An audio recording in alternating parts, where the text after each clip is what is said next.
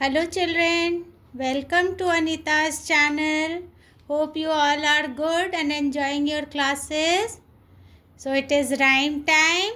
Today we will do English rhyme of two little Dicky birds. You can see two little birds. They are sitting on a wall and one bird named Peter and the other bird named Paul. We will do a rhyme on these birds.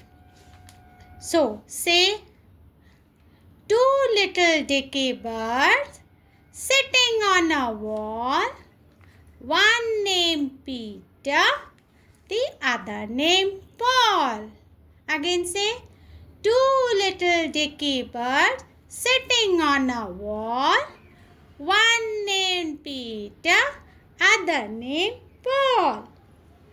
Fly away, Peter. Now, and fly away, Paul. Fly away, Peter. Fly away, Paul. Come back, Peter. Come back, Paul. Hope you like it. One more time. Two little dicky birds sitting on a wall. One named Peter, other named Paul. Fly away, Peter. Fly away, Paul. Come back, Peter.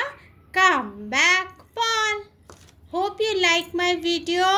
Please like and subscribe my channel. Thank you. Thank you so much.